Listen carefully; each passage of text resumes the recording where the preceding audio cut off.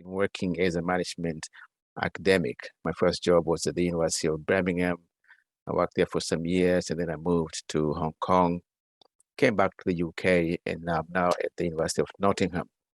Well, I would say briefly that, management research, like any other academic discipline, tends to follow an orthodox tradition, which constructs itself, very much as a rational, scientific, methodical, which it is in the main.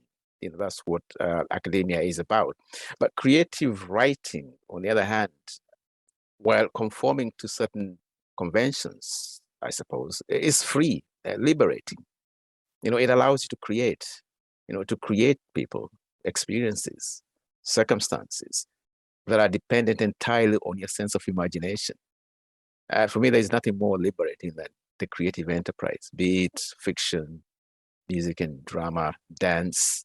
So management is cerebral for me. So while storytelling comes from deep inside your soul. And for me, I think it's really important that I do both. The day job, which pays the bills, that's who I am as a management scholar. But I feel truly that I'm a writer of fiction. That's who I am, and that's what I really enjoy doing more than anything else. If I go back to the very first elements in my background, I would say this storytelling tradition in my upbringing was the very first influence. As a kid in the late 60s and early 70s, growing up in a village 15 miles from Nairobi, our entertainment consisted of listening to a radio that played the then contemporary Kenyan music in the background, names like DK, Kamaro, Witu Jerry, and the Western rock and country music of the day, while we told folk tales at dinner time.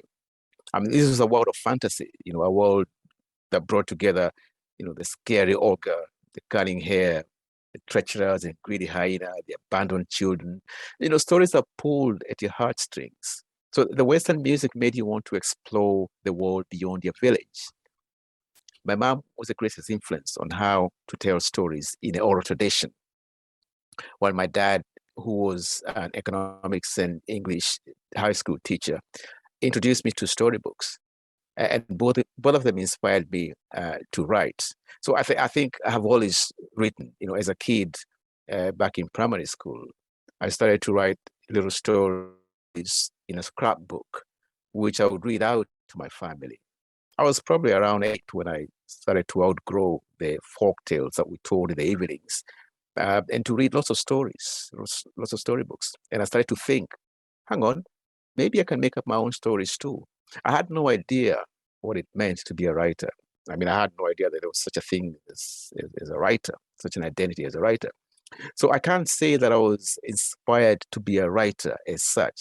All I know is that I had lots of ideas about people caught up in exciting adventures, discovering new places, and wanting to write about those experiences. And I must admit, some of those stories were about my own craving for adventure. I placed myself in the middle of those stories and lived the adventurous lives vicariously. I wanted to travel and see the world and set stories in different settings, which I was able to do many years later. And I feel blessed to have fulfilled that childhood dream.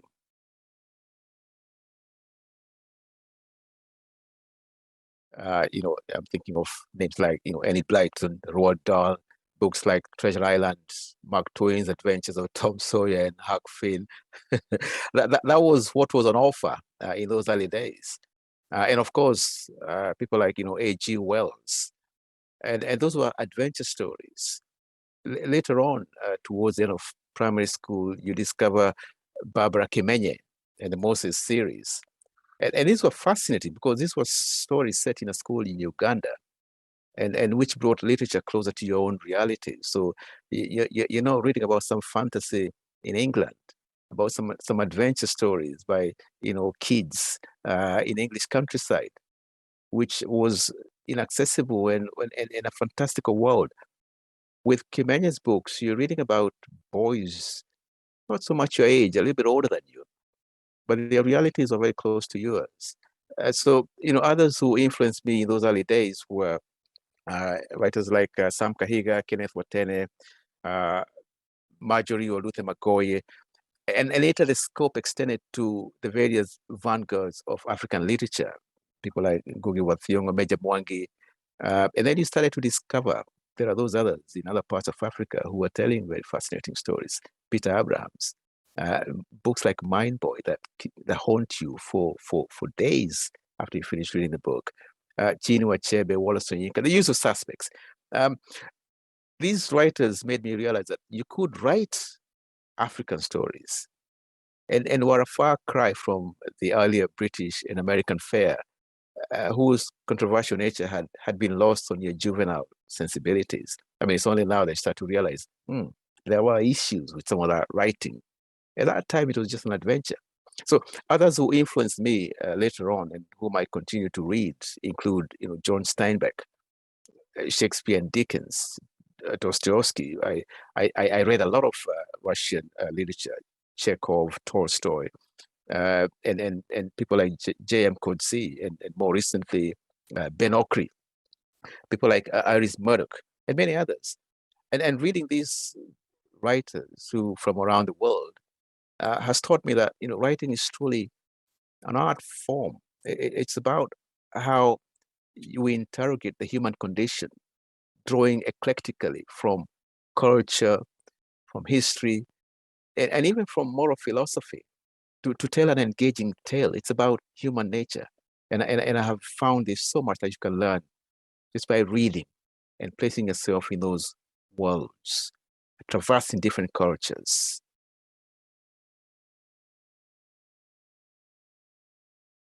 Right. Of course, the very first beginnings were Kenya.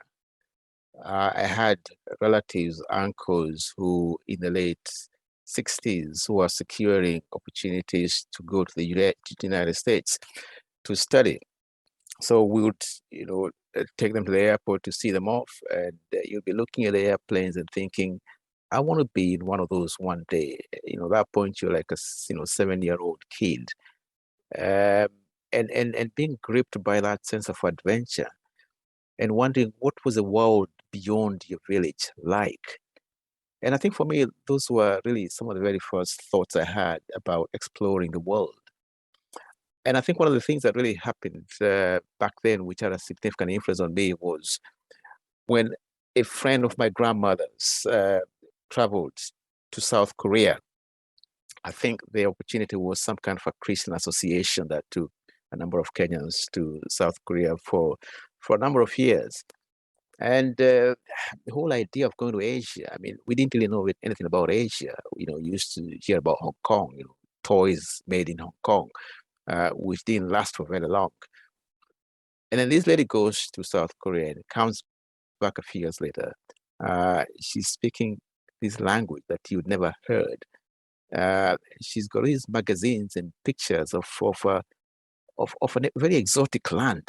And I remember thinking, I want to be part of this story. I want to go to these places. So on the one hand, you're thinking, I want to follow my relatives who are going to study in the United States. On the other hand, I'm thinking, this place called Asia, South Korea and so forth. It sounds really exotic, fascinating. So those are some of my earlier thoughts. And when I actually first visited Asia, I was a master's student at Oxford, and the idea was for me to go and do some data collection for my master's thesis. I was very fascinated by Japanese management, and my supervisors and everyone was saying to me, it's really difficult to go to Japan. You can just study some Japanese companies here in the UK. And I said, no, I want to go to Japan. I want to go and see what it's like myself. In fact, when I went to London to get my visa, the guy said to me, why do you want to go to Japan? It's very expensive. It's no one speaks English there. You don't speak Japanese. You just go to some Japanese company in Wales. There were so many of them there. I said, I've satisfied all the conditions for the visa. Just give me my visa and I'll be gone. So he stopped on my visa and I went to Japan. And Japan it opened up a whole new world for me and made me realize that there was so much you could learn about economic development, about economic success, while at the same time drawing on your local culture. So in fact, my thesis was about what Kenya could learn from Japanese management. later when I was working at Birmingham, I used to spend lots of time traveling across Asia, Thailand, South Korea, Malaysia, all those places. And I thought it would be interesting for me to actually spend some time there to learn more about the place. So initially I thought, okay, I'll go there to Hong Kong for 2 years and see how it goes. And I ended up living there for over 9 years, nearly 10 years. And I was very influenced by the things that I saw there. Later on, perhaps I will talk to you about my novel, which arose from those experiences. My very first novel, if I can call it that, was a science fiction adventure in space inspired by the War of the Worlds. The second one was inspired by Barbara Kimenya's Moses series and my own experience of life in a boarding school. Of course, both were high school learning opportunities. They never saw the light of day. The very first thing I ever got published was actually a drawing, a self-portrait in a Kenyan newspaper following a children's competition. After that, years later, it was a couple of poems in a newspaper as well, and in a Heinemann anthology, also following a competition. So it was while living in Hong Kong that I started to have short stories published in magazines and literary journals such as New York Stories, Wasafiri, Kuna Pipi, Ambit, World Literature Today, and so forth, and also in several anthologies. What I then did was to put together a dozen of those stories in a collection entitled A Fragile Hope, which was published by Salt in the UK. These stories were about and were inspired by everyday realities, things I saw or heard. One of those stories was about the African diaspora in China and Hong Kong. And the very first story that I wrote was actually called Random Check. And it was inspired by the experiences of Black people who were going through customs and immigration, finding yourself stopped and questioned. And then you start to ask the officers, why is it only that you're stopping the Black people? And I remember this officer saying to me, no, it's random check. And I said to him, look, there are 5 Black people stopped here. There are all the Chinese people being allowed to move. How is that random? He says to me, it is only your imagination. So I went away and decided to write a story about that. I called it Random Check. And after having it published, I forget where it got published, but it got published in a magazine. And I got to thinking, there's a bigger story here than just my own experiences. I spoke to Africans who had studied in China, lived in China in the 80s and 90s, and were telling me very interesting and also very sad stories about their experience of being a Black man, a Black person in China that resonated with my own experiences navigating customs and immigration. So it became clear to me that this wasn't just a short story. This needed to be told on a bigger scale. And that was the beginning of Black Ghost. Now, the Black Ghost is the name, the derogatory term that Chinese use for Black people. They think of them as ghosts or demons. If you're white, you're a white ghost. So I use that term as a title of my book. And I think what I have tried to do is to capture the experiences of Black people, this diaspora, that hadn't been written about previously. And in fact, the only time you ever got to hear about Black people was when there were real serious issues. You mentioned the whole thing about the context of the pandemic. And in fact, it was only really, I think in 2020, with the killing of George Floyd, and the other things that happened with respect to, Black people being chucked out of their homes in some parts of China, being blamed for the spread of COVID. Then we began to see a global debate, about the treatment of Black people more generally.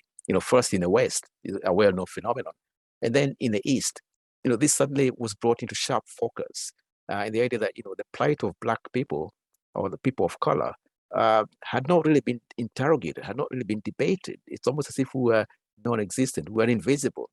So I do believe that Black Ghost in particular provided further impetus for this debate, which was long overdue.